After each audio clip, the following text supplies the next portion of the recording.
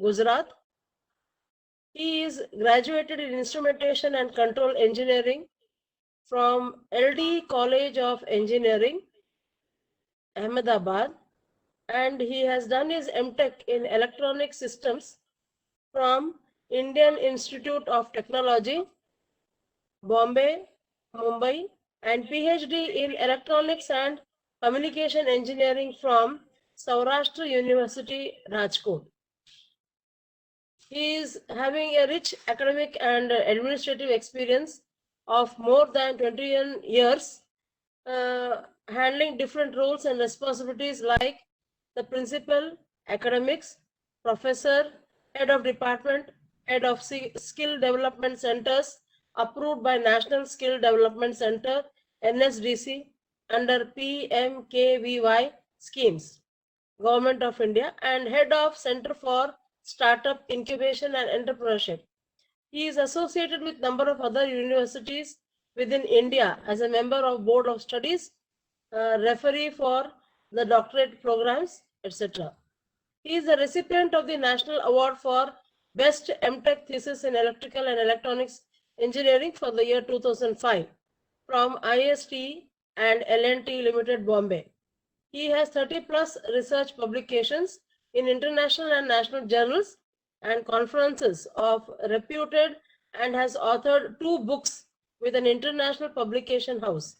He has also published a patent under Indian Patent Office. He has served as a managing editor for the international peer-reviewed open access journal IJDIERET for around 9 years, and is also a member of the review panel of the reputed international journals.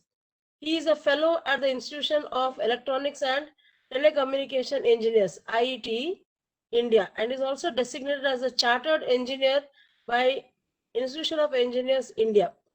He was one among the 4 faculties selected from India for attending the international training program in Industry Revolution 4.0 at the Center for Instructor and Advanced Skill Training, Malaysia, under Malaysian Technical Corporation Program 2019. He is also a recognized resource person and has successfully conducted 100 plus short-term courses, workshops, and expert sessions for students and professionals from academics and industries. He has close tie-ups with industries and has completed 20 plus projects for industries, primarily falling under the MSME sector. His areas of interest are embedded systems, industrial automation, digital signal processing, and TQM in higher education. So with this beautiful experienced person, we are going to have the next session on the measurement, analysis, and knowledge management. In the second session, Dr. Kamal Shah completed measurement and analysis. Now we are going to have knowledge management from Dr. Divyang D. Vyas, sir. I welcome you, sir, on behalf of our principal, participants, and myself. Thank you. Thank you. Thank you for the kind words, madam. Thank you, sir. Maybe I would share my presentation and we may move ahead. Yes, sir. Yes, sir, you can, sir.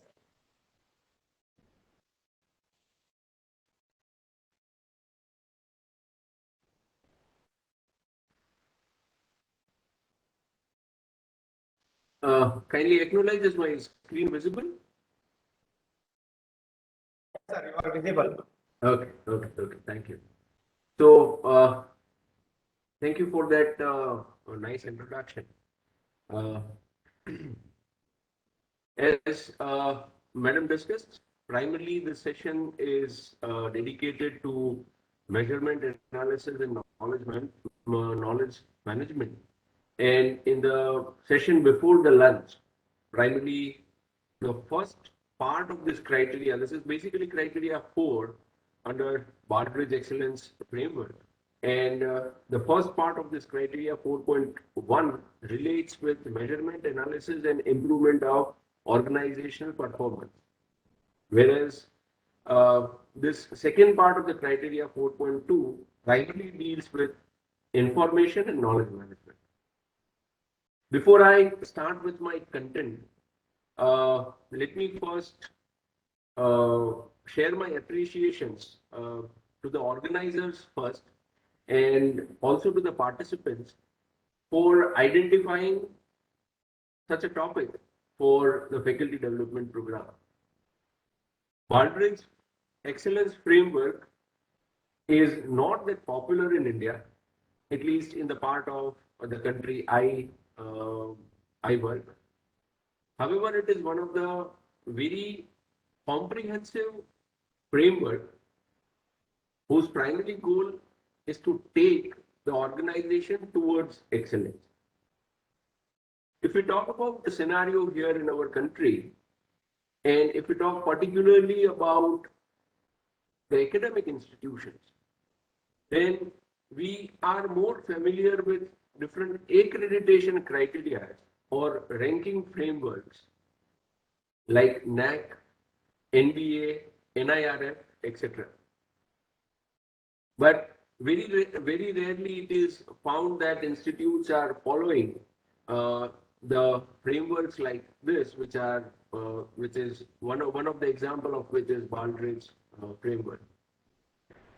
To my understanding and the philosophy that we follow at our university is to design or to come up with a framework which is basically union of all this, what are generally set as benchmarks. I consider this to be benchmarks where you set, which helps you to set some goal in the mind and then to tailor and design your own process to achieve this. You would have came across number of literatures or instances where we compare accreditation criteria of NAC with NBA, NAC with NIRF and things like this.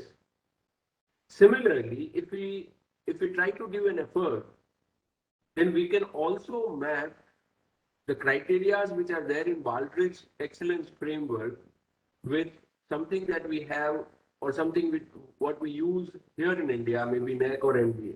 And we would find quite a good amount of parallel contents in the two. The whole idea, from my perspective, to study this kind of framework is to create your own comprehensive picture. You know why I say this is because this criteria or this frameworks or basically I would say the criteria which are put in the framework keeps on changing. They are updated time on time. And as an organization, you should always be forward looking. So what are the current criteria of any specific framework or accreditation process? That should not be the goal for which you should work.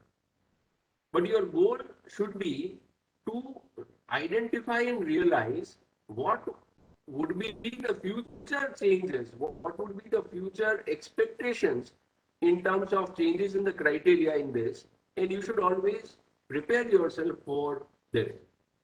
Right. So as an organization, you should always have your own set of framework, and you can only do this if you have gone through, if you have passed through frameworks like Baldrgie's or similarly the criteria which are mentioned by accreditation, whether it is national or it is an international agency.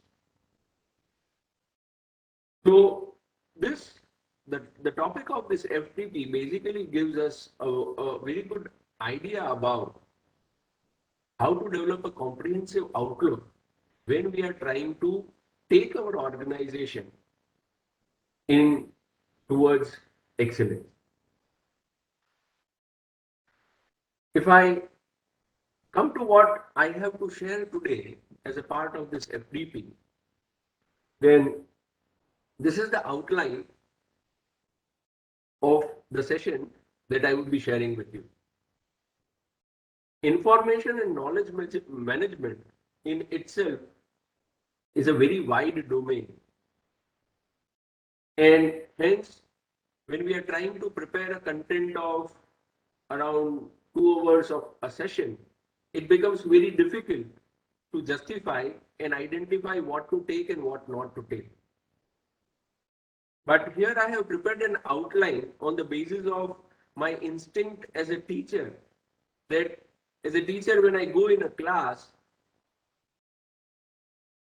the way in which I design my pedagogy would be first to motivate the participants about what we are supposed to study, making them realize the importance of this, then jump to the topic, and then talk about the advances in the topic. So, following that same instinct of a teacher, I have framed my presentation in 4 parts. Primarily, the first two. The first one is the introduction or the basic, which gives us the motivation about why we are studying this, in what context we are studying this. So in the first part, we'll be talking about knowledge, information, data, etc., etc. What are the types of knowledge? What are the sources of knowledge? And what are typically the knowledge-related activities that we do at an organization? And in the part two, from knowledge, we would try to go towards knowledge management, trying to understand what is knowledge management, what is importance of it, and what can be a typical knowledge management cycle.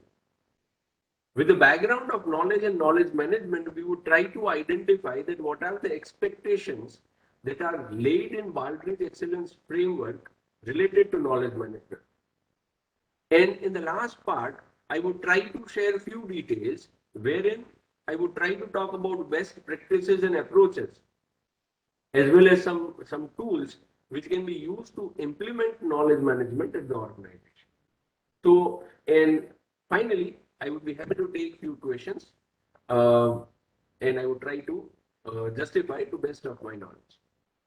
So to start with, let us start with the basics on knowledge management, which is identifying the difference between data, information, and knowledge.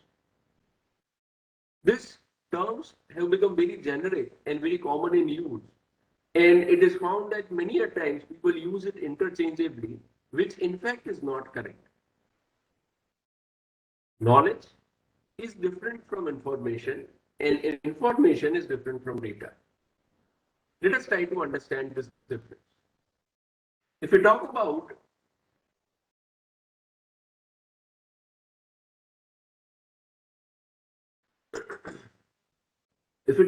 data, then data is basically collections of facts and figures, which is raw, unprocessed, and unorganized. It means that they simply represents collection of few facts and figures with no mention of context to it. That what does it represents, or how they are oriented, what is the relation between them. Such details are not available. So data is identified as simply collections or pile of facts and figures which are raw, which are unprocessed, and which are unorganized. They don't relate with each other in an obvious form, and hence we call them to be discrete in nature. And such kind of facts and figures convey very little meaning and are difficult to understand. However, if this facts and figures, which we call as data, is organized, condensed, and conceptualized to give it some specific direction and a purpose, then this is called information. So information is basically an organized data which is referred with some context. When this raw or unprocessed data is processed, it is cleaned of errors, it automatically exposes some relations between some facts and figures which otherwise looks as discrete or unrelated. So when the facts and figures, which we call it as data, is processed, the relations between these facts and figures becomes obvious.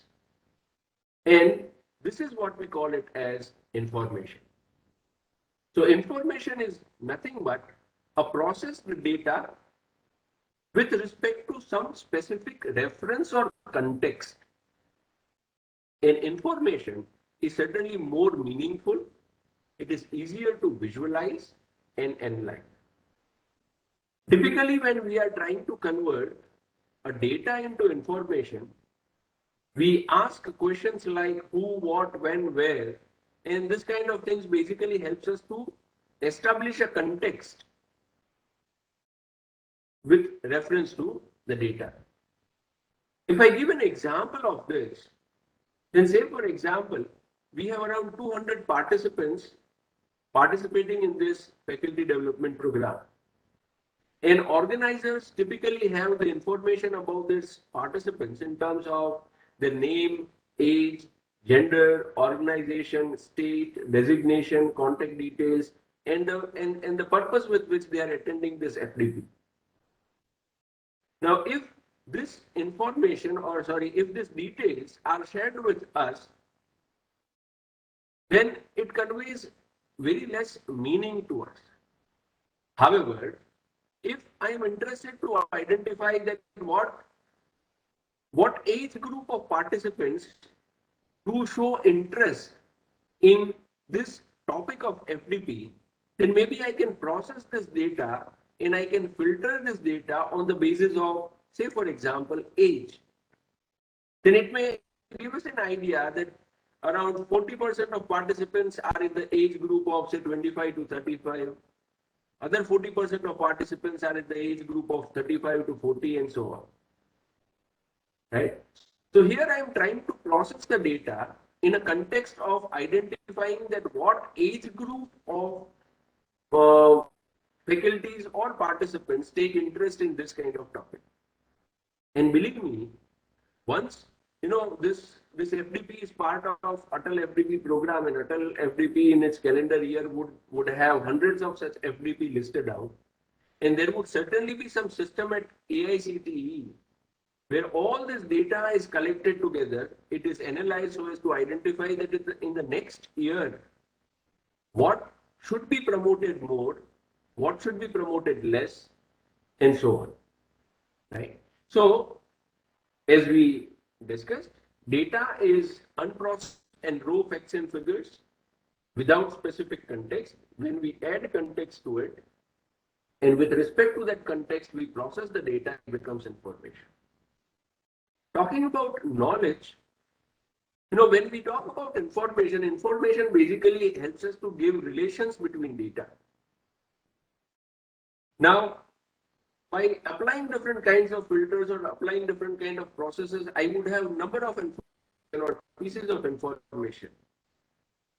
Now, if I link this piece of information with one another and use it to achieve a specific goal or to achieve a specific purpose, then we say that information is converted into knowledge. So what is knowledge?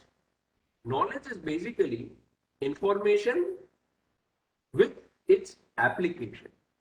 Knowledge, as we discussed, is an organized data. When this is used in a particular context and for a particular purpose, it becomes knowledge. So till the time the information is not used, is not applied, information is information. But when I use that information for some specific purpose, it becomes knowledge. To make it more clear, let me give you an example. Say I have randomly given three types of facts and figures or some details. Like the first detail is numbers like 3, 6, 9, 12. Another is probably the names of animals, cat, dog, rabbit, cow, horse. And again, I have a series of numbers which are now not integers but fractionals. Now, till the time I don't give a reference to it, till the time I don't give a context to it, this hardly makes some meaning.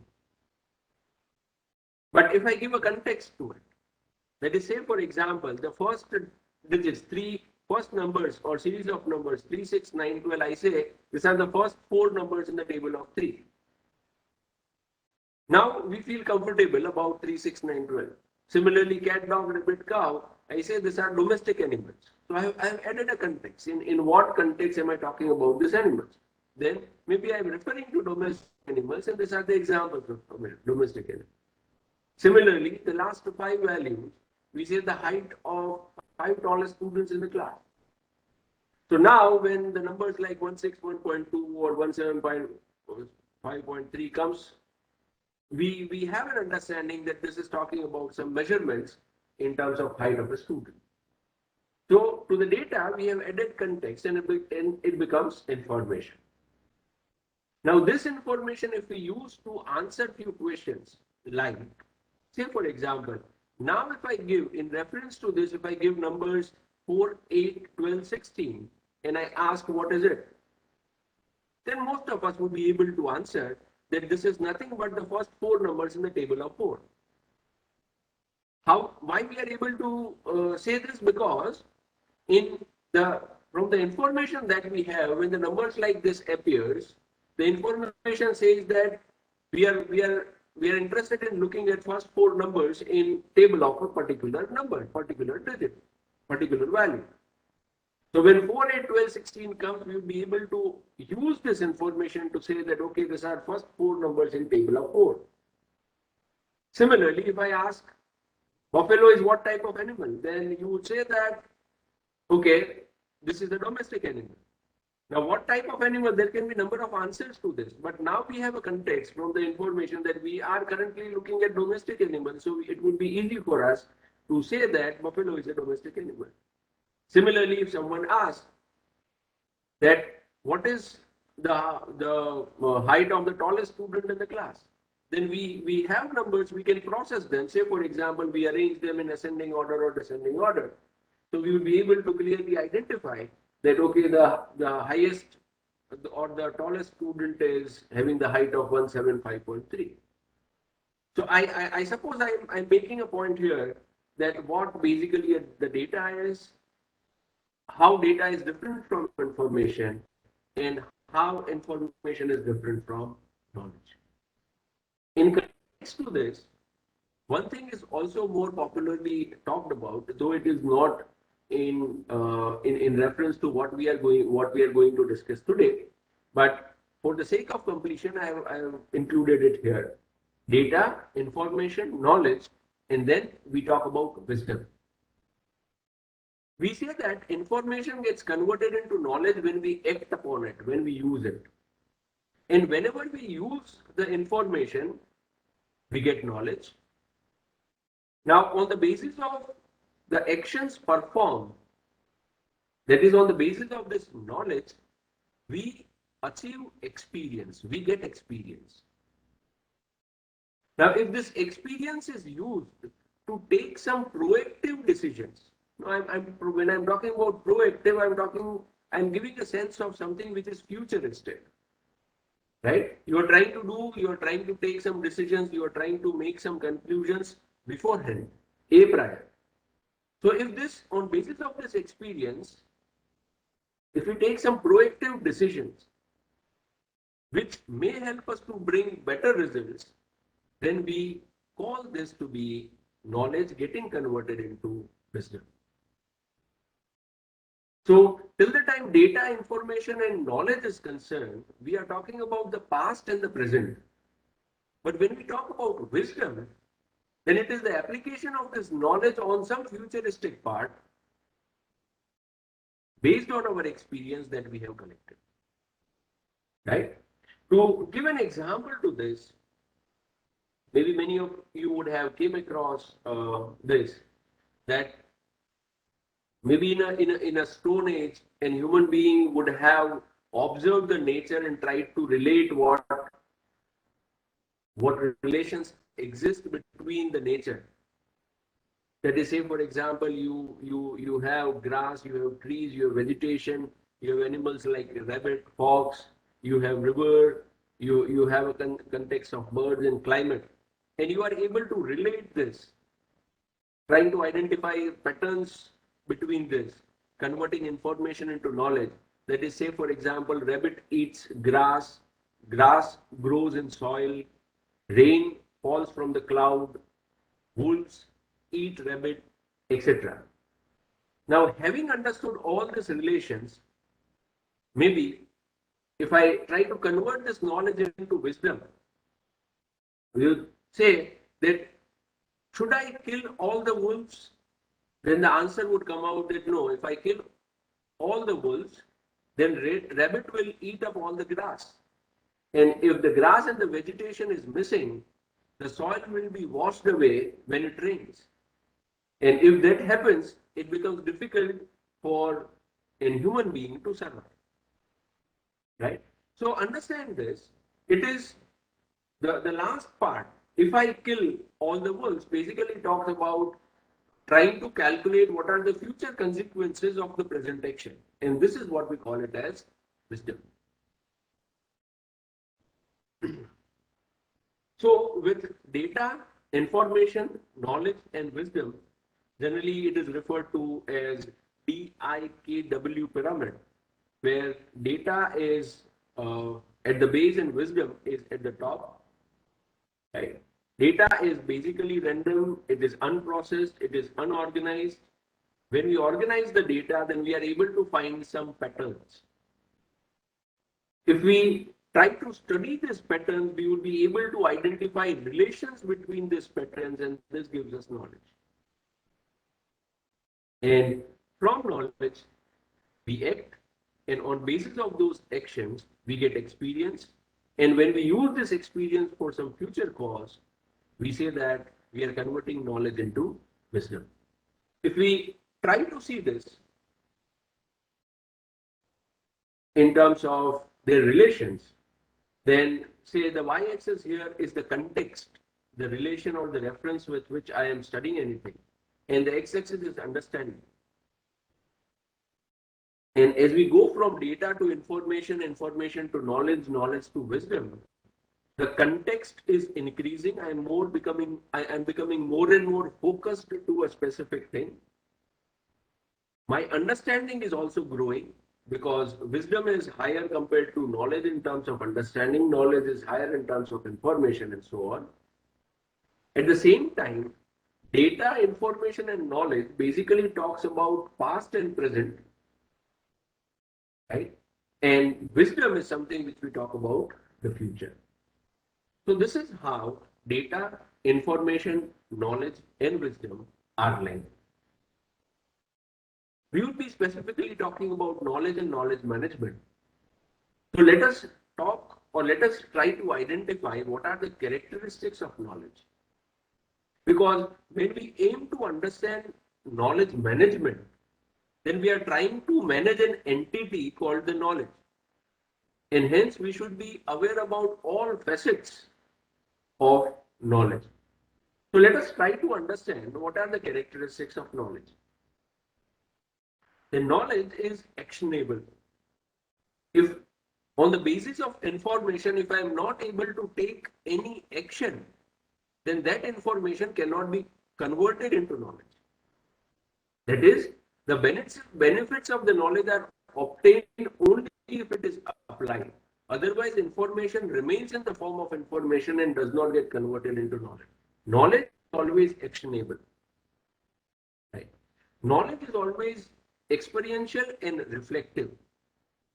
That is, the capacity of converting information to knowledge improves out of your experience and improves on basis of its thoughtful reconsideration. This is what we mean by the reflection. I have done something, I have decided something, and I try to reflect on that decision on my action. This habit or this approach improves our capacity of converting information into knowledge. Knowledge is highly subjective. It is dependent on an individual. Given a glass of water which is half filled, we know that someone would say it is half filled, someone would say it is half empty. This is what we say, it is subjective in nature. Knowledge is dynamic. That is, the values of knowledge may change over time. Knowledge even may become obsolete. Right? Say for example, if you have gone through literatures on this, you would find that you try to find, say for example, mobile phones. Then we have moved to 4G and we are moving towards fifth generation. So the mobile phones, the instruments, the technology which had been there in the first generation and the second generation, at that point of time was the knowledge, but now that knowledge has become obsolete. Right? So knowledge keep on changing. It may change over time. It is not static. But one thing is sure, that the true knowledge is always evolving and it is not depleted.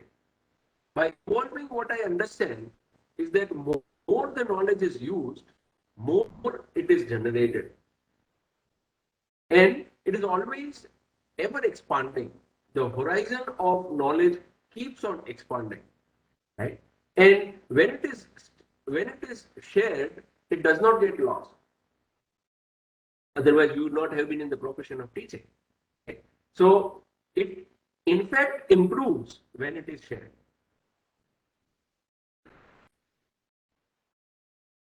The just a minute.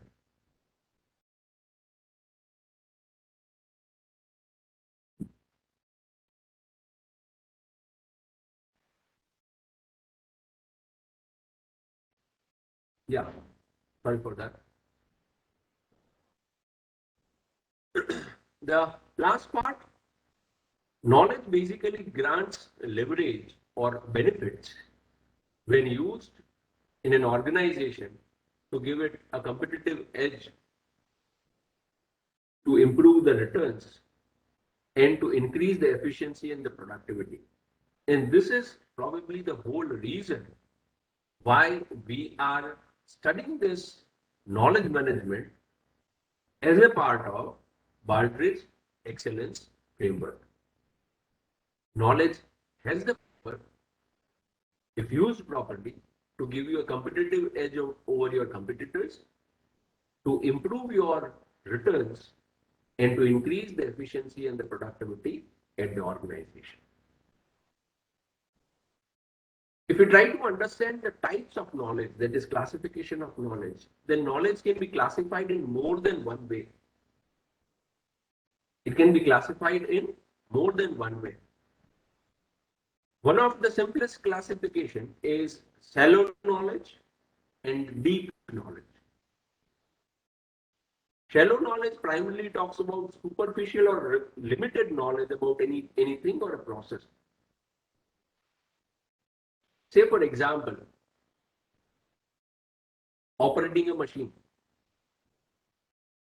These are applied skills that can be put to use towards a tangible goal and almost immediately. An operator of a machine does not need to understand what is there inside the machine, how the machine internally works. There is a sequence of operations that the operator would have to use, or the operator would have to do so as to operate the machine. This is what we call it about a limited knowledge. If that machine stops working, then the operator would not have any clue about what would have gone wrong in this machine. So shallow knowledge is basically limited knowledge about a thing or a process. Primarily, this knowledge relates to some applied skills which are learned to satisfy some immediate goals. On the other hand, we have deep knowledge, which talks about in-depth knowledge about any process or anything or any mechanism or any system, which is obtained through detailed study and through experience. On one hand, shallow knowledge is specific to a goal, whereas deep knowledge is more generalized and conceptualized, On one hand, shallow knowledge has a target to be used immediately, whereas deep knowledge may not be used immediately. Its benefits are initially hidden, and later on with time, if we are able to relate this deep knowledge with different things that we face, the benefits are revealed. So we have one classification as shallow knowledge and deep knowledge. Another classification of knowledge is explicit knowledge and tacit knowledge. The knowledge that is objective, rational, and structured. Structured in a means it is defined and organized very easily. Such kind of knowledge is called explicit knowledge. On the other hand, tacit knowledge is the knowledge that is highly personal and results and is the result of cumulative store of experience, expertise, trade secret, or one's individual skills. Such tacit knowledge being highly personal, they are unstructured, they are subjective, and they are difficult to express. So, on one hand, when we talk about explicit knowledge, they are easy to codify. When I say codify, it means easy to represent, easy to document. And because it is easy to represent, it can be easily manipulated, shared, taught, and learned. On the other hand, tacit knowledge is unstructured, and hence it is hard to formalize, document, taught, and learn. In an organization, we find existence of both type of knowledge, explicit knowledge as well as tacit knowledge. And when we are talking about knowledge management, we would see as we proceed in our discussion that the approaches for knowledge management for explicit knowledge and tacit knowledge would inherently be different. And both those approaches fall under the part of knowledge management. Going further, we can have classification of knowledge also in terms of procedural knowledge and episodic knowledge. Procedural knowledge is basically the knowledge related to how to do a specific task. It's an example of a shallow knowledge. How to do a specific task, and this task is essentially psychomotor in nature. Doing something, taking some action, operating something. Whereas episodic knowledge is the knowledge which is accumulated not by concept but by experience through events. When a person faces some events, has an exposure of some activities, has a chance of involving oneself in some task, that task gives a person experience, and that experience becomes the knowledge. That knowledge is what we call it as episodic knowledge.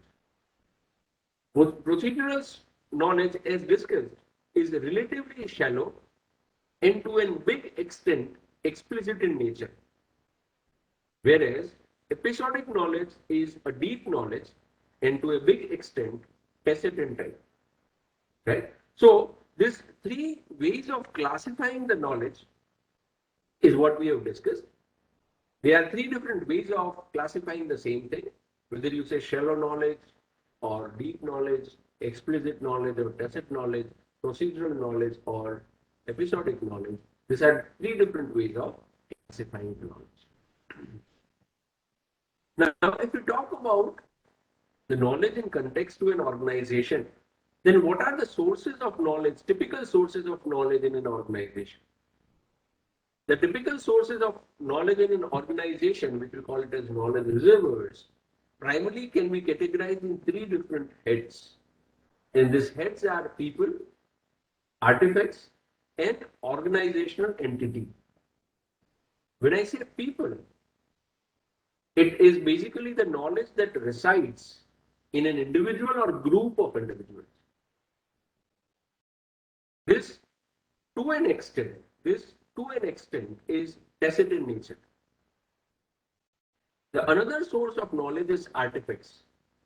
By artifacts, what we mean is the knowledge that resides in established system or a process, the practice that is followed, the technologies that is used, the repositories that has been created, where the information is stored. Right? This represents the sources of knowledge. Right?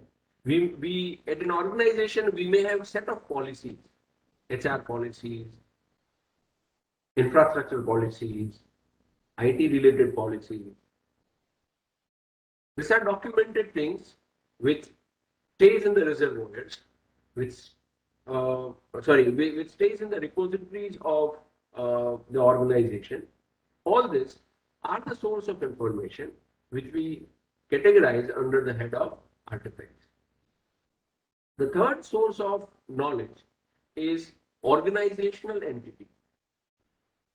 By organizational entities, we mean the knowledge that resides in departments or unit of an organization, and also in the network which the organization has created over the time.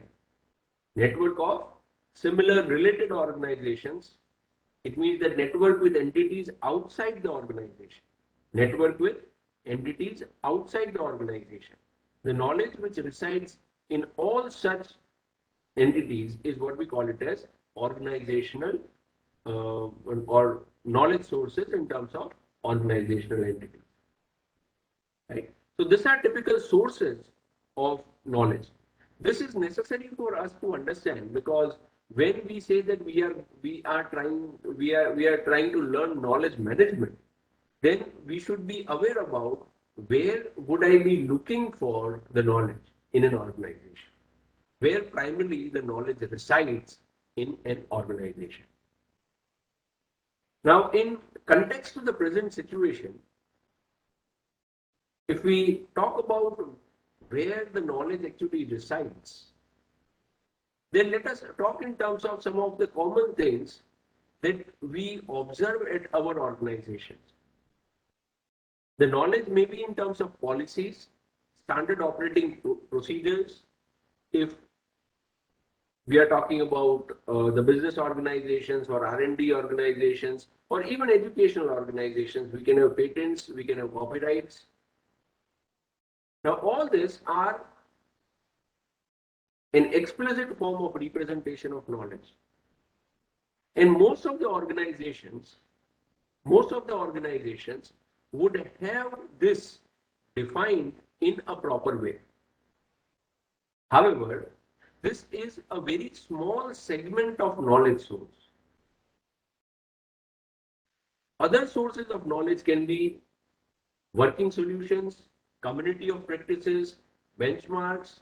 That is, say, for example, you can have people who have solutions or working solutions for a particular problem. The solution otherwise is difficult to define when we talk it in terms of some theoretical aspect.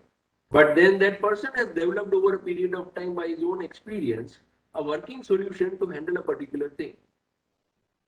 Similarly, there would be communities in the organizations who would be sharing some common interest, and they would be interacting with one another over that common interest. So there lies a lot of knowledge in such communities. Right? Similarly, we would have knowledge in terms of relationships. We would have knowledge in terms of networks. We would have knowledge in terms of experience of people or experience of the organization. We would have people with expertise. We would have some sound database. Now, all these are sources of knowledge. I have marked them specifically in red because many a times, or in most of the organizations, particularly in or on the academic front, as well as organizations which are not where the processes are not well defined, all this knowledge sources which are marked in the red part of the triangle remains untapped.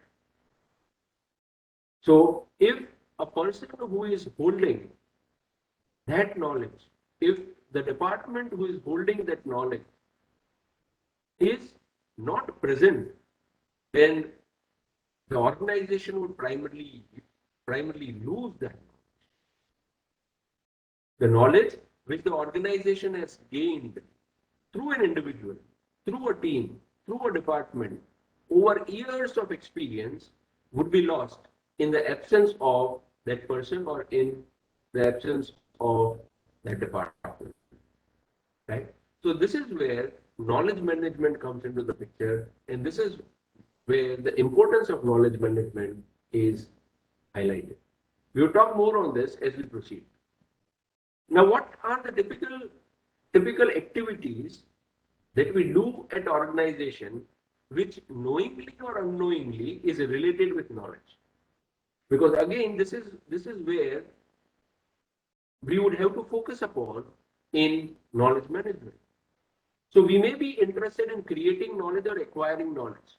Acquiring knowledge through studies, creating knowledge through discussions or R&Ds or things like this.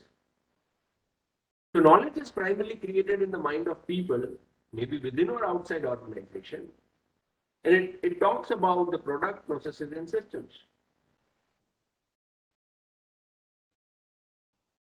When we come across some knowledge, when we come across some information which is used and we come across in form of knowledge, we always try to analyze that knowledge. This is another activity that we try to perform with the knowledge.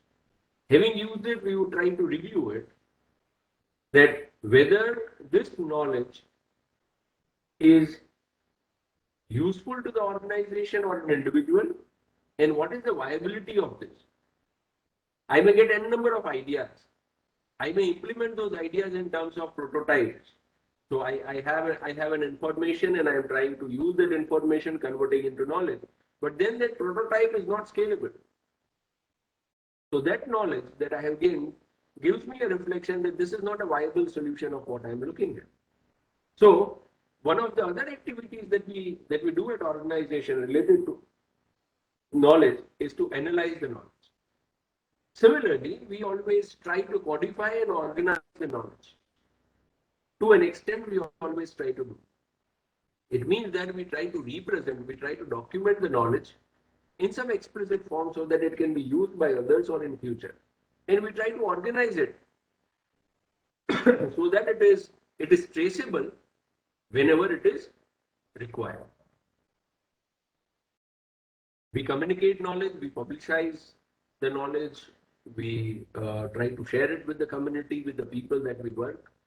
So we are also associated in activities like communicating the knowledge, and then we utilize the knowledge. If we find that some knowledge is useful, viable, then we use that knowledge for solving some problems. So the use of knowledge that is codified and accessible to achieve desired goals, like improving the efficiency or productivity of an organization. So primarily with knowledge, we try to do at an organization these different types of activities. May not be an exhaustive list of it, but anything that you do with the knowledge in organization can be put or can be fit under these headings. Either we are acquiring or creating a knowledge, or we are defining or analyzing a knowledge, or we are codifying or documenting a knowledge or organizing it, or we are disseminating knowledge, that is communicating the knowledge, or we are using it. So this is something what is the foundation of knowledge management. We need to have an idea about what the knowledge is, and once we have the idea about what the knowledge is, from knowledge we may go to knowledge management. I think we are going fine. I would request an acknowledgement.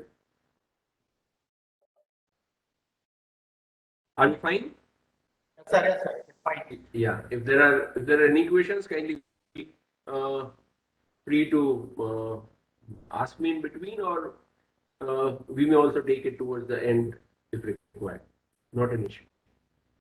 So should we proceed, sir? Yeah. Yes, sir. Should we proceed? Yes, sir. Yes, sir. We can. Yeah. Okay. Thank you. So now let us move from knowledge to knowledge management, and this is what we are looking at. So knowledge management is basically a perspective, I would say, rather than a process. It is more like having a different perspective of looking at each organizational process in terms of knowledge growth. When you talk about any organization, whether small, big, whether academic, whether industrial, each organization would have some process, which we call it as organizational process.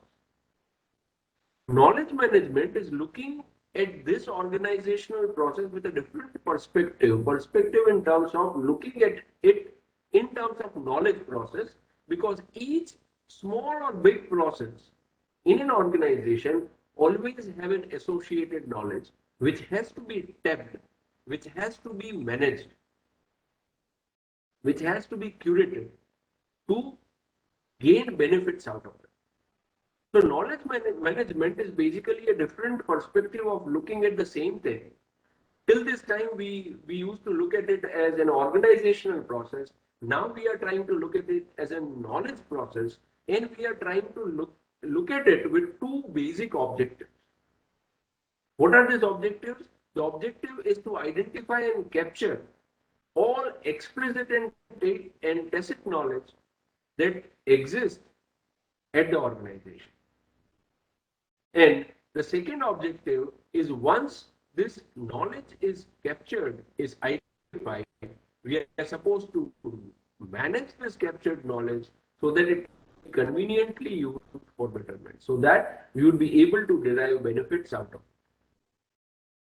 So knowledge management, if we try to formally define it, then it is managing the organization's knowledge through the process of creating, structuring, disseminating, and applying knowledge to enhance organizational performance and create value. Because if any activity does not result into the favorable results, the conducive results, the value adding results, then we would not be interested in it. So we are putting ourselves in the process of creating knowledge, structuring, disseminating, applying, with an intention that by doing this, we will be able to enhance the organizational performance and we will be able to add value to the organization. And if you try to understand, in terms of knowledge management, this is the reason why I told in the previous slide that why we are understanding various activities that we do with the knowledge. The knowledge management basically talks about all this: creating knowledge, structuring knowledge, communicating or disseminating knowledge, and then using the knowledge, applying it. So what we do, knowingly, unknowingly, considering it to be an organizational process, now we are trying to formalize it in terms of knowledge management so that we become more conscious about what we are doing, and hence we take all necessary care to make it more effective. So for me, knowledge management is more than a technology or a product. It's not like putting a knowledge server and then buying a costly software for knowledge management, and then the organization is done with knowledge management. No, it is more than the technology and product. I don't say no to the use of technology, or I don't say that is not required, but that does not form knowledge management. Knowledge management basically is a culture or a methodology which is adopted by people at the organization using technology. So it is more of a culture and a method than a technology. Yes, certainly that culture and method technology comes handy when we are trying to adopt that culture and methodology. But knowledge management is more a culture rather than the technology. Why are we interested in knowledge management? And why, with passing time, this concept has become more and more important? If we go behind 20 years or so, we would find that there had been hardly a talk on this, and particularly in academic institutions or organizations, people had not much worried about this before 20, 25 years. But no, this is becoming important. And what is the reason why this is becoming important by time? First, maybe the increasing complexity in the domain of work. Any domain you take, the level of intricacies, the level of interrelations has increased to a very high level. And there is a rapid advancement in technology. The technology is moving very fast. And this is adding complexity to the thing. When we say that we are increasing complexity, then other way of saying this is that we are generating more information or we are generating more knowledge or chances of more knowledge, right? So with increase in complexity, we have increase in the volume of data and information. Now think of maybe 10 years back or even 3 or 4 years back. FDP which would have been conducted in any particular organization, how many of such FDPs would have been recorded in audio and video and would have been posted on platforms like YouTube? However, now for ATAL FDP, it is necessary and it is compulsory for the organizers to have a recording of it and share it on the YouTube. Now, before 10 years, how many CCTV cameras used to exist in an organizational campus or in society in general? And in today's date, how the number has increased? Now, what has happened when you are recording an FDP and putting it on the YouTube, or you are increasing the number of CCTV cameras and doing this? What we are basically doing is that we are generating lot amount of data. This data, if not properly organized, you lose information. If this information not properly applied, you lose knowledge. Then we are basically missing the whole purpose of the advancement which we are moving towards. So by time, we all understand that the ability and generation of data has become very easy. And hence, its volume has also exponentially increased. So you need some management wherein the data that you receive is meaningfully converted into knowledge and wisdom. Accelerating or increasing market volatility. This is again something which is related with the rate at which the technology and the market is changing. Right. This is incredible. If you want to have a competitive edge with your competitors, then you need to bank your knowledge. And how would you bank your knowledge? You will bank your knowledge using or adopting the strategies of knowledge management. Further, in current days, it is highly exceptional. It is highly expected that the speed of response should be very, very fast. The time required to take the action to the changes or the demands of the customer has to be as low as possible if you want to sustain yourself in the market. What I mean by this is that the time that is available to you to take a decision, to make a decision, is decreasing. And if you have to make decisions very fast, you need to have a very sound knowledge base.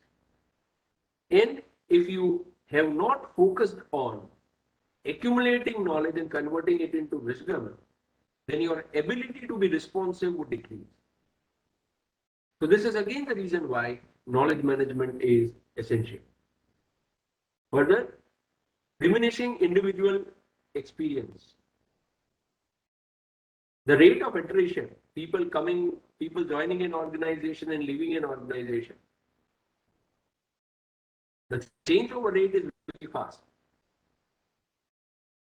The organization remains there. The organization invests time, maybe to train a person, and the time when the organization starts getting an output from the person shifts someone else.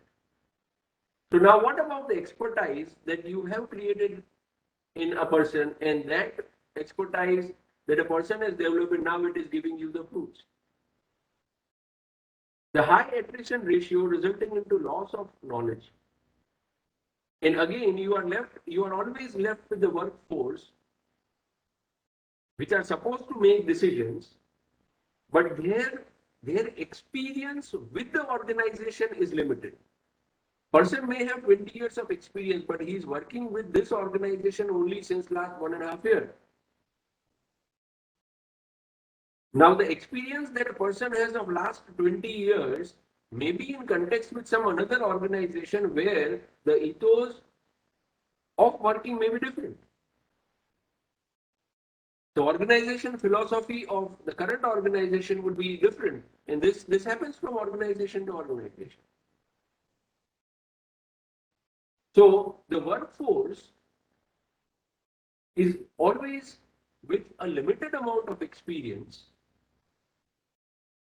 of that particular organization, and we are expecting them to take decisions in favor of organization as per the philosophy of our organization, as per the ethos of organization.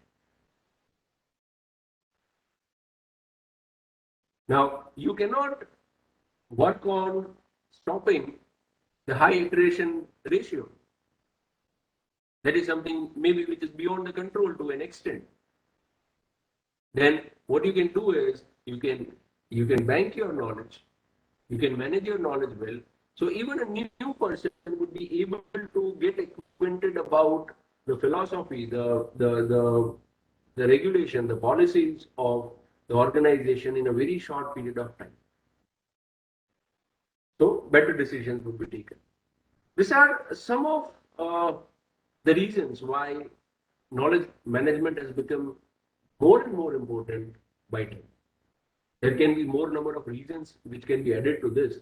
These are some of the listed here to give an example.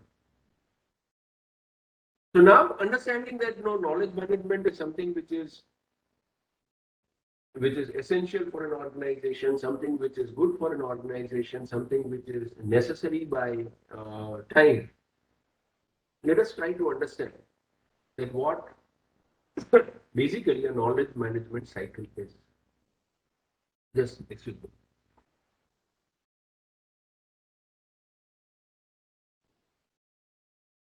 Yeah. Knowledge management cycle basically refers to different elements of knowledge management. This would be in context to the basics that we have discussed related with knowledge and activities related with knowledge.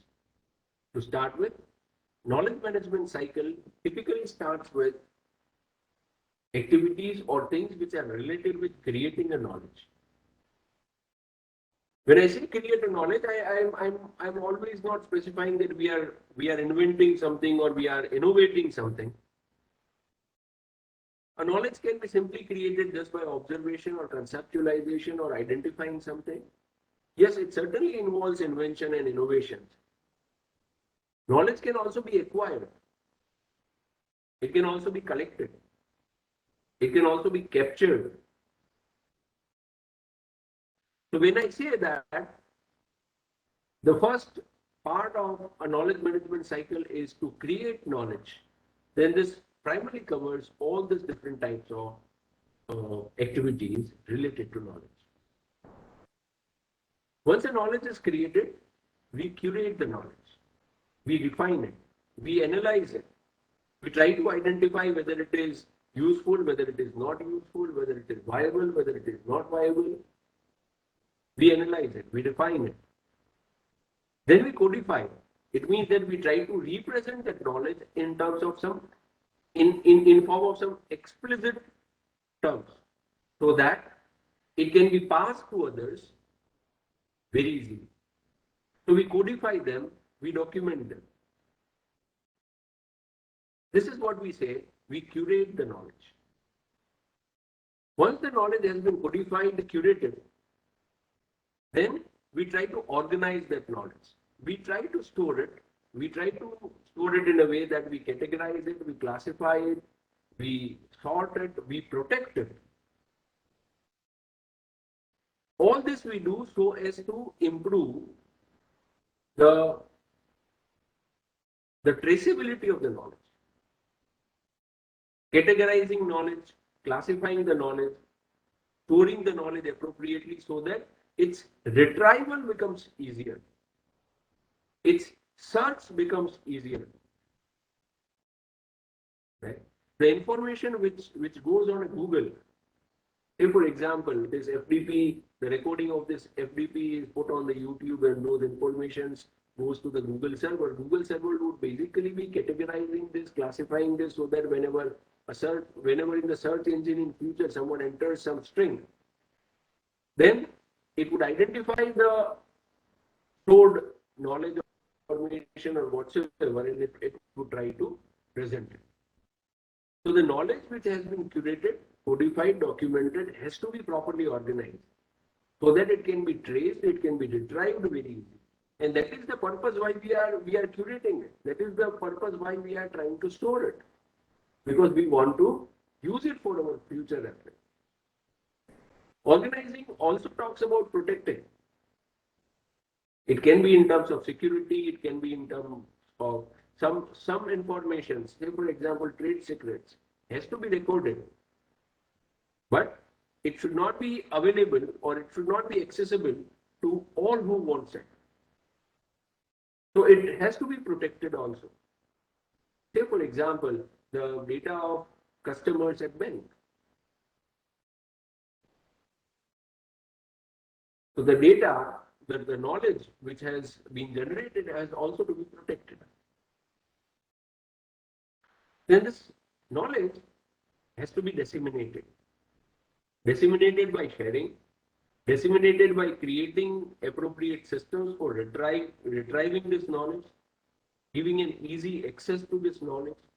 Dissemination will also be related with publicizing the knowledge.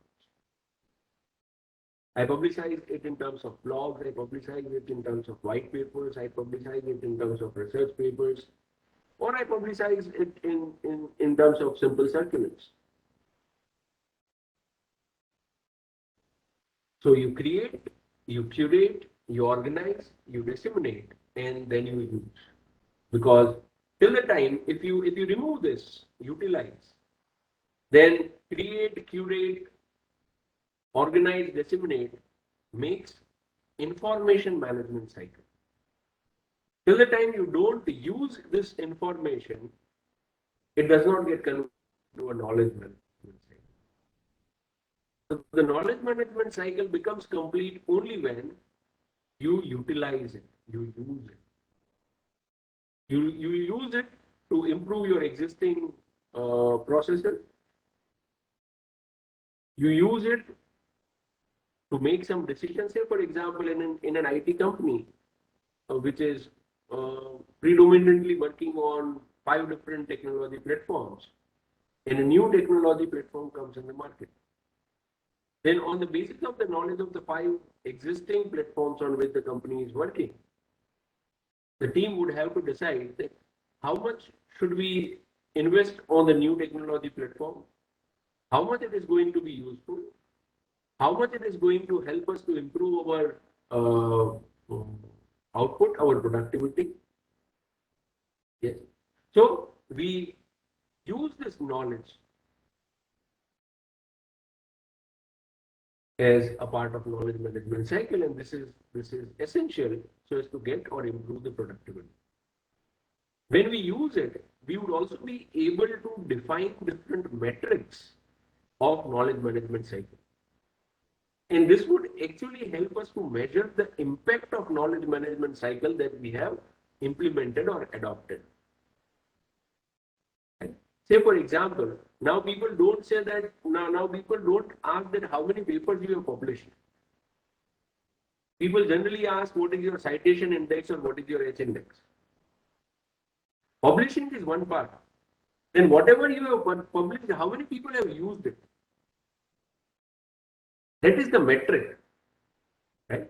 So when the knowledge is utilized, we will be able to understand the impact of that knowledge. So if you talk about knowledge management cycle, it basically comprises of this many things.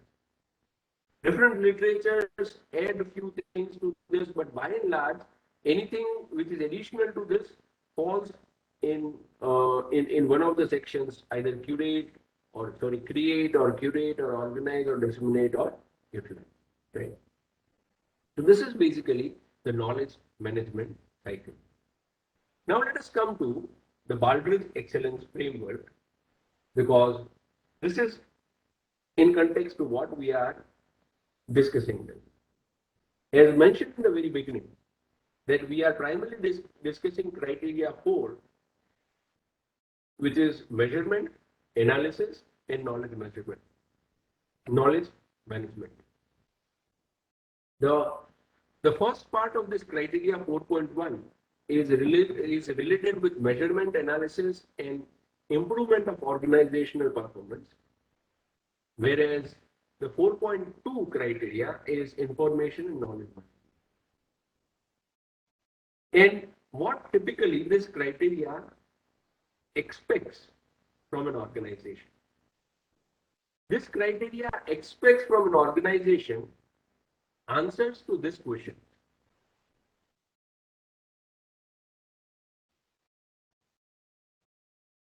What are these questions? These questions are: how do you verify and ensure the quality of your organization data and information?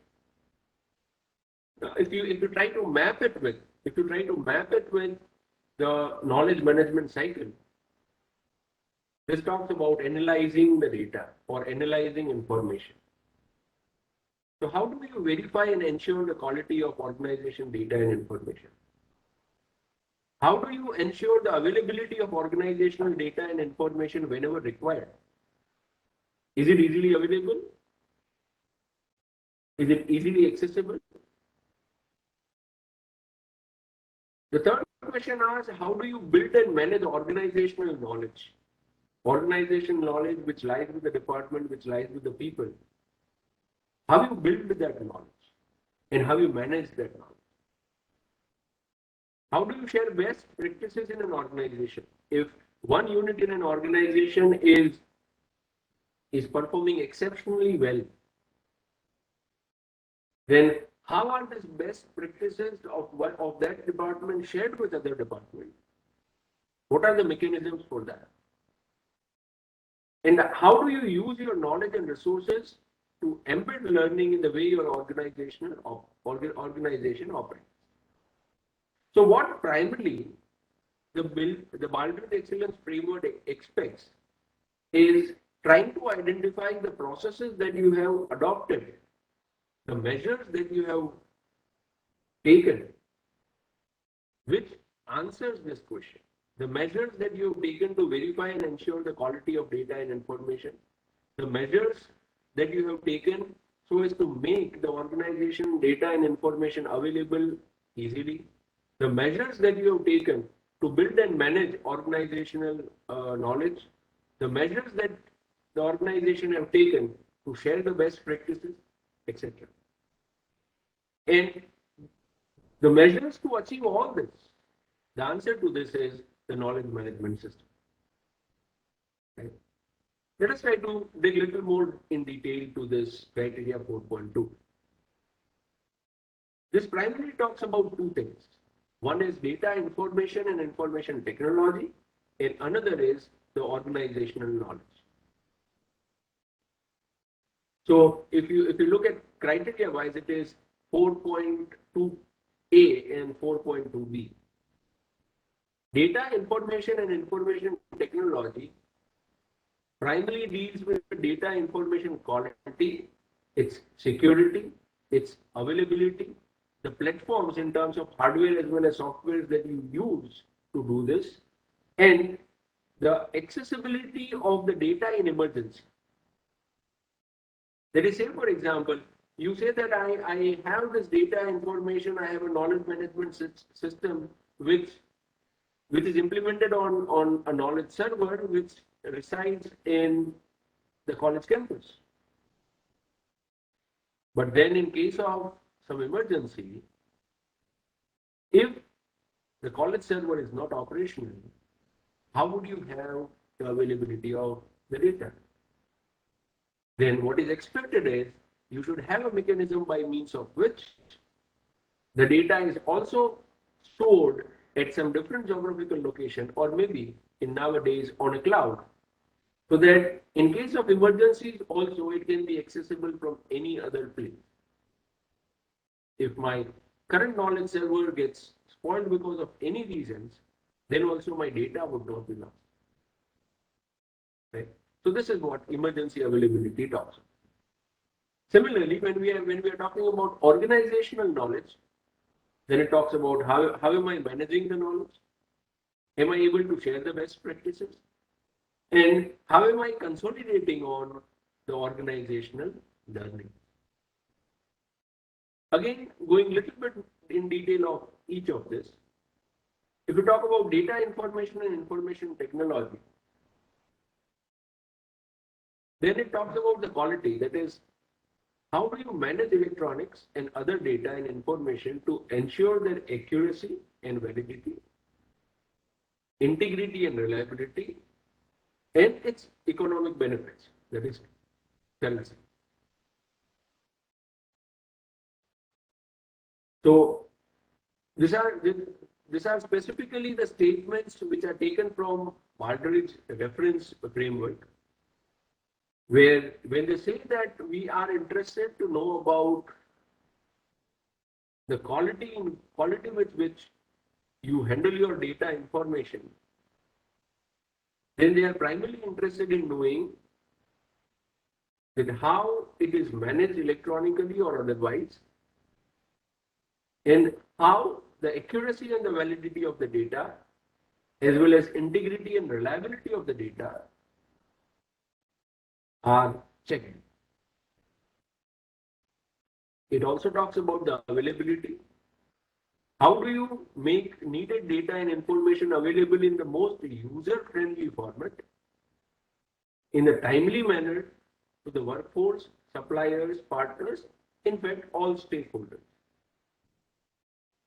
So whatever the retrieval process, whatever the information access process, whatever the knowledge access process that you have adopted, is it user friendly? Does it respond in a timely manner? And is it equally, or is it available to all stakeholders which may contribute or which contribute to the overall progress of the organization? Right. So typically any agency, any organization going for Baldrige recognition would have to adopt methods to do this. And in fact, you can find good literatures, good reports, wherein you find any organization which has been recognized or awarded by under Baldrige Excellence Framework, and you go through their reports, and you would find one or the other innovative way of justifying this, that how we are managing the quality, how we are making the availability of the data easily, and so on. If you talk about organizational knowledge, then it primarily talks about knowledge management, best practices, and organizational learning. What is intended under knowledge management is how do we collect and transfer workforce knowledge and blend and correlate this data from different sources to build new knowledge. So it is not only capturing the current knowledge or the knowledge in the current workforce. It does not end there. Then we are supposed to correlate this knowledge and come out with some new knowledge. Do we have a mechanism? Do we have a mechanism which supports this type of ecosystem.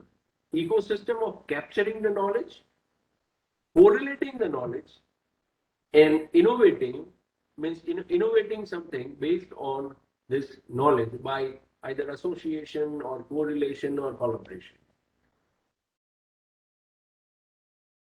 So far as best practices are concerned, the concern is how do you identify internal and external organizational units or operations that are high performing? And once they are identified, how are you able to transfer that knowledge, transfer that best practices, share that best practices with other units inside the organization? This primarily expects that you should have a kind of internal audit system which would basically help us to identifying or at least distinguishing units that are high performing and units that are low performing. Okay. Something that we practice even at academic organization and universities. We have internal audit committee which moves across the departments, try to understand how what is the performance of the unit or the department and so on. Then the last part is organizational learning. How do you use your knowledge and resources to embed learning into the way your organization operates? So the expectation is that this should be woven inside the fabric of the organization. It should become the part and parcel of whatever activities that you do in an organization. And this is what primarily, or this is how primarily we defined knowledge management in earlier slides. We say that knowledge management is basically a different perspective of looking at organizational processes. We are looking at organizational processes with a perspective of knowledge processes. So here, the idea is reflected in the same way that has knowledge management become the integral part of your overall system, the overall way in which the organization operates. So this is something what is expected by Baldrgie Excellence Framework. You would have understood by this time that what they say is that what is an excellence framework? If you want to prove or if you want to have excellence in your organization, what you should look for. This is the indications which is given by the framework. Now, how would you do that? How would you implement that? How do you bring this into your organizational culture is what we would have to think of. And this is why the knowledge management systems are. So this is about the Baldrgie Excellence Framework. If we try to recap what we have done till now, we started with the basics, understanding what is data, information, and knowledge. Then we focused on knowledge. We identified what are the characteristics of knowledge. We identified what activities typically can be performed with the knowledge. Then we moved from knowledge to knowledge management. We understood why it is important. We understood what typically a knowledge management cycle would be. And now, with the background of knowledge management cycle, we have identified what is expected or what is defined in terms of knowledge management and information management in Baldrgie. So whatever the questions, whatever the indications the Baldrgie Excellence Framework gives us, right, to a big extent can be achieved by establishing a full-fledged knowledge management system. So let us now move on to the last part of it, that how whatever are the questions which are raised in the Baldrgie Excellence Framework, how would we be able to justify those things and how would we be able to establish those things in an organization? So this takes us to the next part of presentation, which is implementing knowledge management system. Then when I'm thinking about implementing a knowledge management system, then the different approach that one can have. Typically, there are three approaches. Starting with the first, a process-based approach, or typically called as process approach. It is also sometimes called as explicit knowledge approach. It is known by different names. What is this process approach? This approach is favored by organizations that deals with primarily standardized product or processes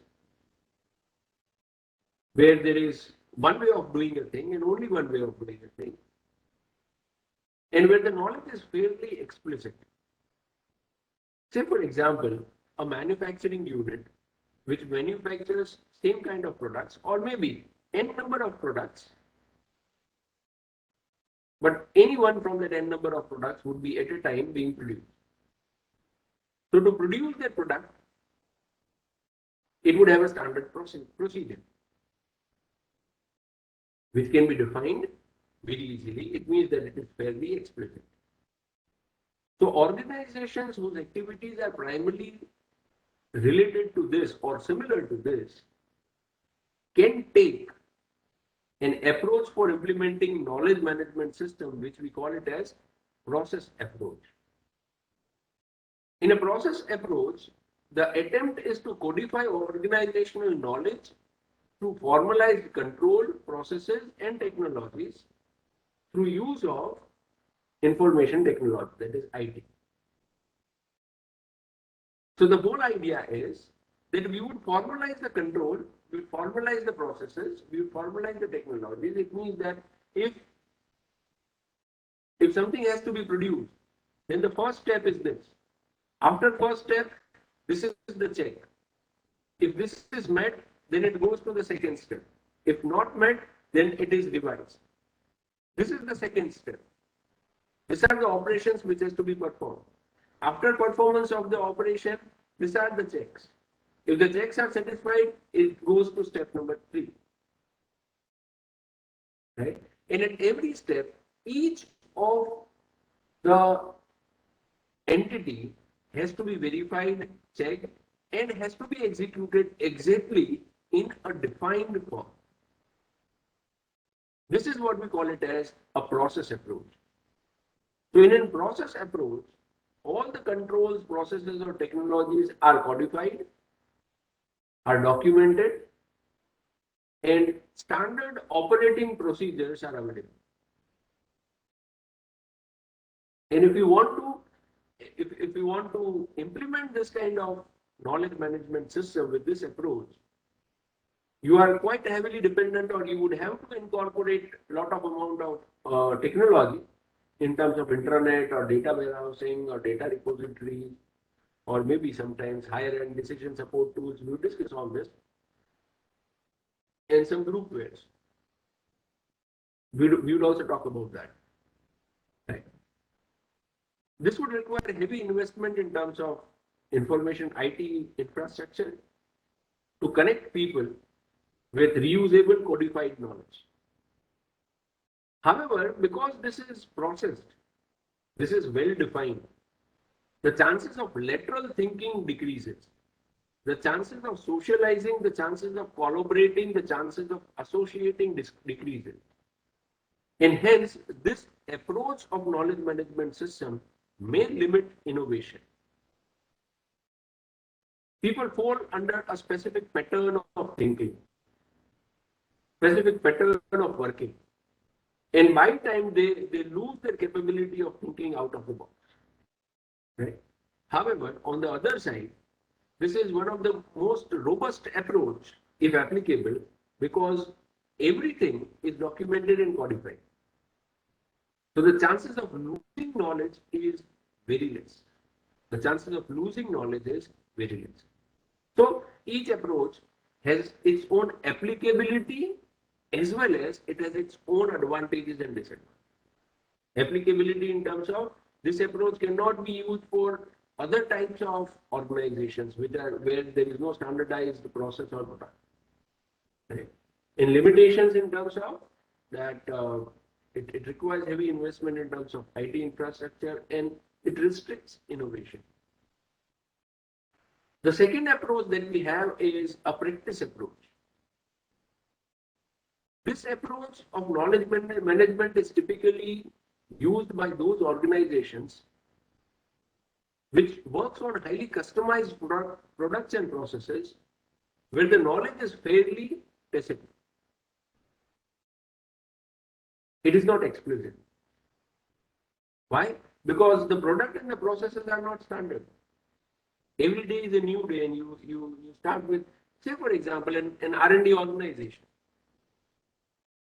Once a thing has been designed, it is given, and then you start from the scratch for some other thing. Right? So organizations that deal with highly customized products or services, the knowledge would certainly remain tacit because it remains with the people rather than the process. For such organization, knowledge management approach that can be used is practice approach. Now, how do you establish knowledge management in this approach? Then the attempt here is to build a social environment, to build a community that facilitates sharing of knowledge, which otherwise is difficult to express, capture, and manage. Because knowledge stays with the individual, because the knowledge is tacit in nature, to capture the knowledge, to manage the knowledge, some kind of social environment would be required to facilitate this. Right? This can be introduced in terms of socializing in terms of experience sharing, doesn't matter whether oral, face-to-face, or digital. Promoting observation skills, etc. By creation of metaphors, analogies, and models.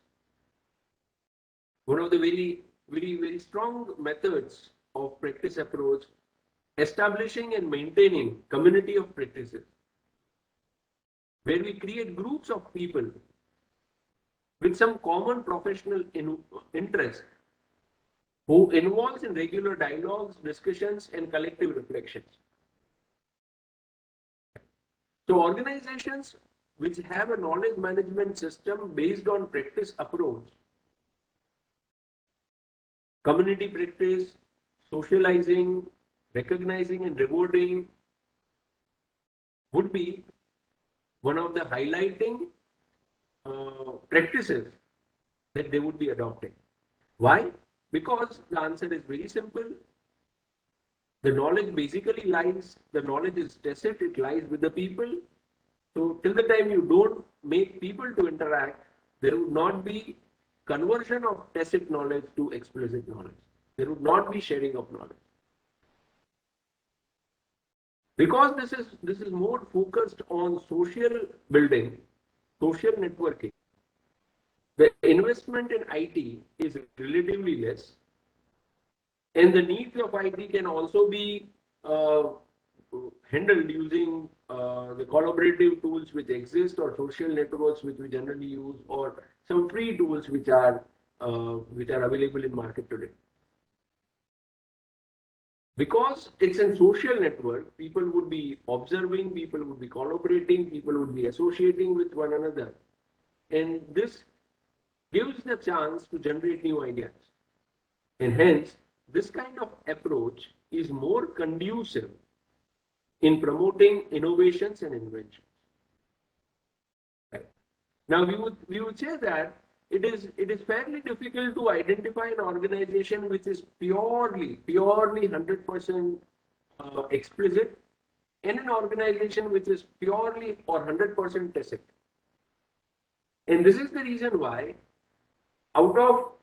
considering this first and second approach, the third approach, which is a combined approach, is most popular.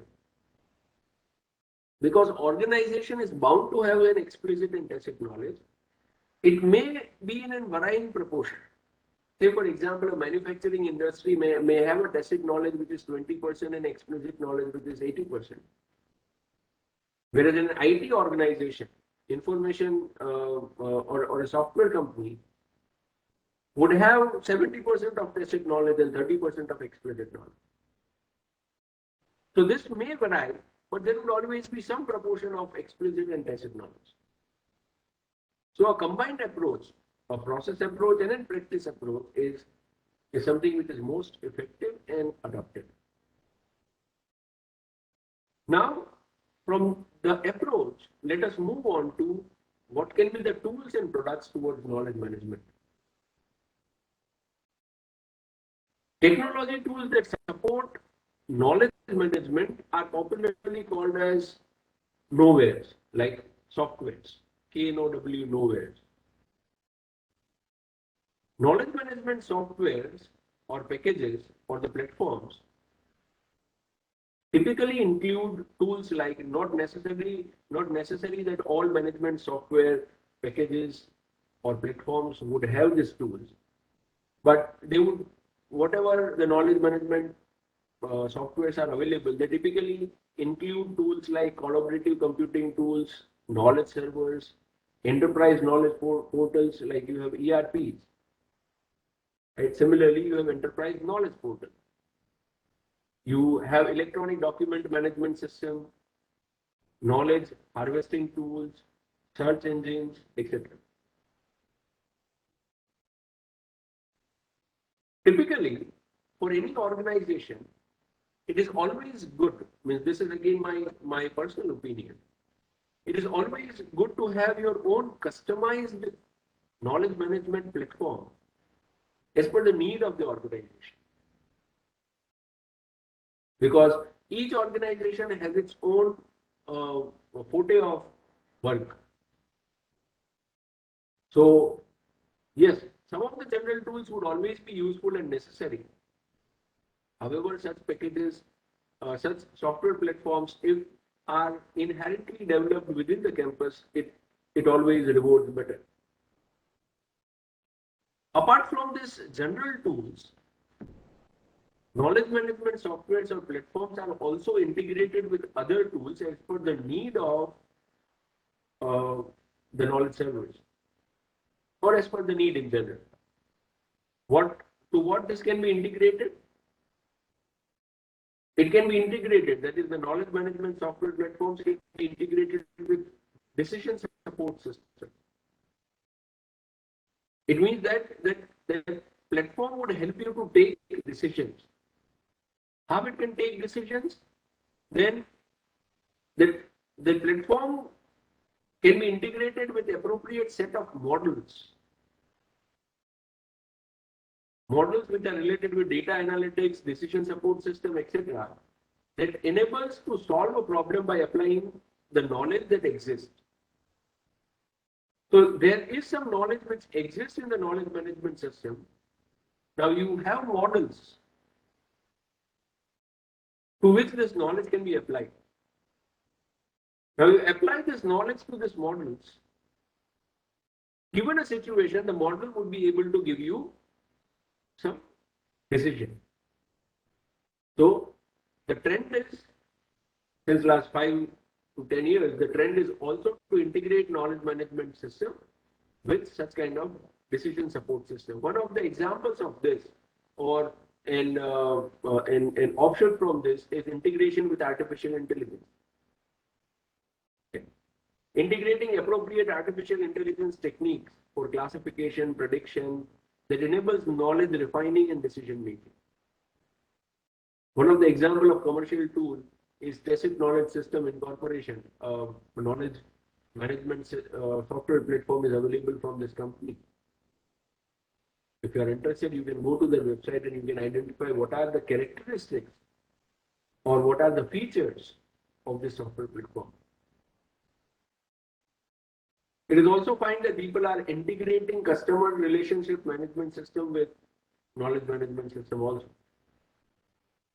This would be typically useful in creating profiles of customers and predict their needs so that an organization can increase sale and better serve its client. You would have seen this if you are a frequent visitor of a particular online store. then they maintain they maintain your search history, they maintain your order history, and on basis of that, they create your profile and try to identify at what is your frequency of purchase, what are your regular purchase, what is the time where you purchase some specific things, and according to that, whenever you log into their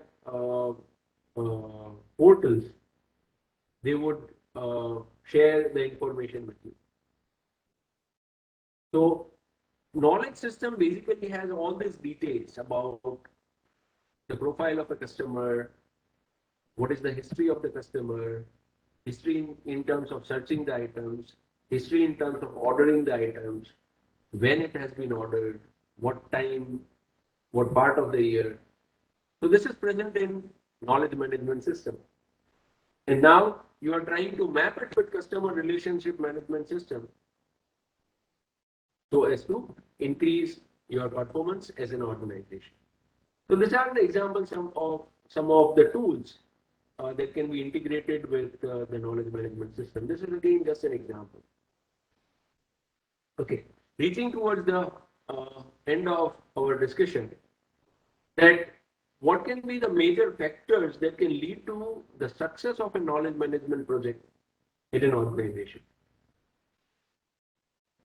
What you need to ascertain at the organization if you want to adopt knowledge management and you want to execute it successfully. It is very necessary to establish the clear need of knowledge management at an organization. Knowledge management in an organization is not the task of a single person or a small group of people. Till the time each individual who is contributing to an organization does not become part of knowledge management project, it is difficult to have the success of this project. So it is very necessary to make everyone in the organization clear about the need of knowledge management first. And this can be done more effectively by starting with simple but useful knowledge application so that each one in the organization can buy this idea. Then there should be a very good technical and organizational infrastructure. When I say organizational infrastructure, the way of doing it, technical infrastructure, the IT infrastructure, and all necessary things. Because if you don't have a strong or a good IT support, then people would at the first go would lose their interest in using it. And then it is very difficult. After the first rejection, it is very difficult to bring people back on the platform. Again, to make it successful, as we said, that knowledge management is basically a culture. And hence, one would have to create a culture of knowledge, contribution, and sharing at the campus, at the university, at the organization. And to do this, it may be required to introduce non-trivial motivational methods in terms of recognitions and rewards to encourage user to contribute and use knowledge. Like, online portal or payment wallets gives you cashbacks. Then you tend to use it more. Right. Similarly, non-trivial motivational methods are necessary. Because, say for example, a tacit knowledge is people dependent and people have their own ways of thinking and doing the things. You need to have multiple channels of knowledge transfer. If from the very beginning you say that no, this has to be done only in this way, then people who does not feel comfortable in doing it that way would withdraw themselves from the system. So the system should be open to welcome all different ways of doing the knowledge transfer. But one thing should be assured that at the end of the day, all the knowledge should go to a central source, properly categorized, properly classified, properly organized. When we are introducing the system for the first time, a good induction program, a good orientation program would be highly essential so as to make people comfortable about using it.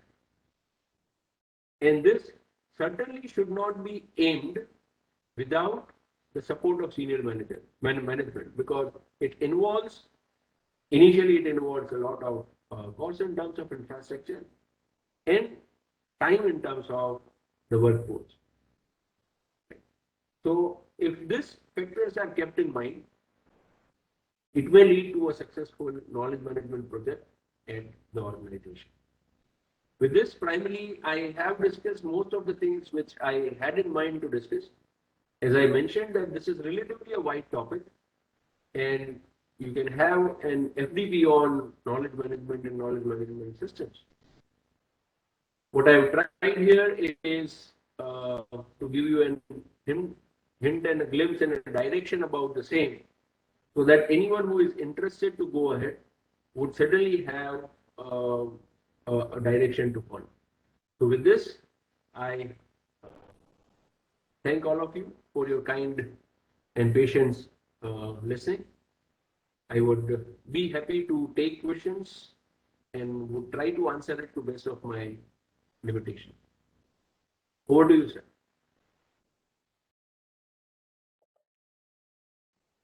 Participants can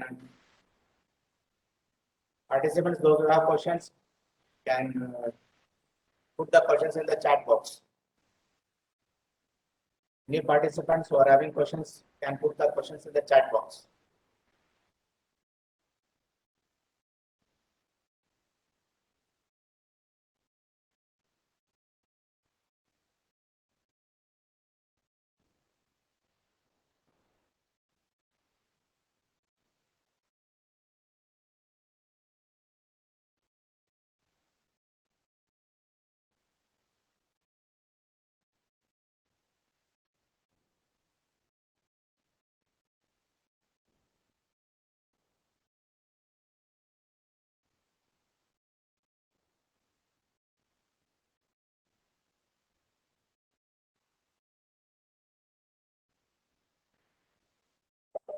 I think there are no questions. Madam? Madam?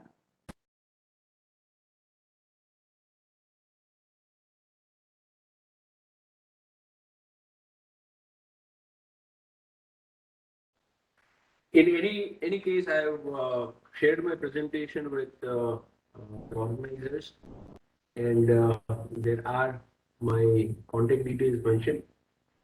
I consider myself to be also a student uh, so far as the concept of knowledge management and things are concerned.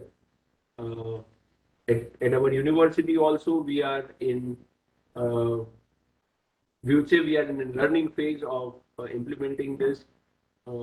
We have started getting good results about this, because this is something what you don't where the outputs cannot get reflected overnight. It takes time for the system to get established, absorbed, used, and then the results would come out. But we slowly have started getting the results out of it. I would feel myself glad and fortunate to be associated with any of you regarding this in future, because I believe that those interactions would also be useful to us to grow. So feel free to contact me anytime. Thank you once again. Yeah. So, dear participants, if you are having any questions, any queries, you can put them on. Sir is there to answer. So, sir has covered. There is one question. If you open the chat window, you can see the question. There is a question.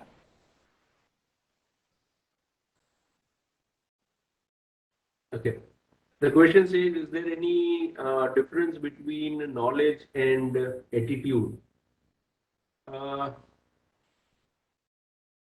Yeah, if you want to map the two, you can map it to an extent.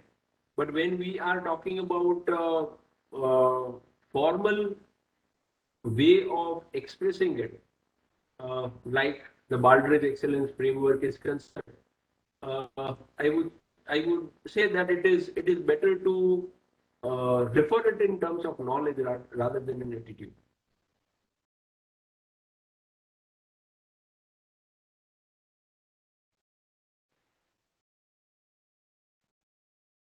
Any other question from the participants?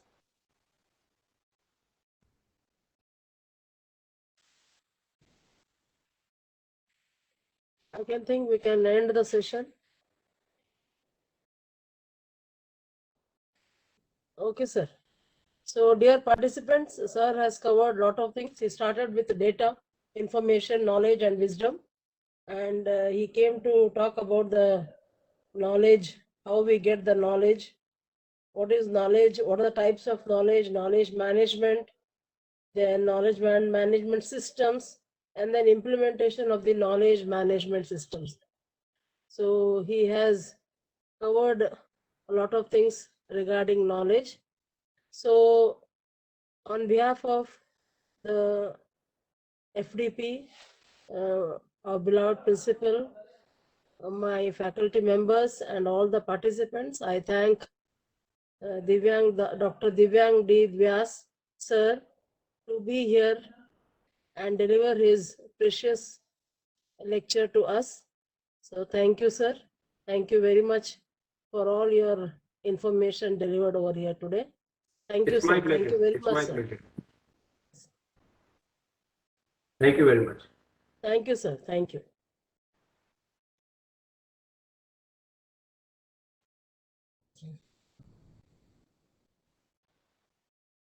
Okay, so tomorrow, dear participants, we will meet for the next session, the seventh session of the FDP.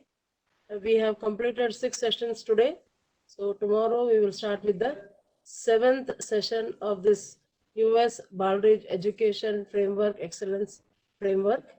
So we will meet at 9 o'clock tomorrow. Okay. Today's test we will be immediately sending it in another half an hour. Yeah, we will end the meeting. Yes, we will end the meeting.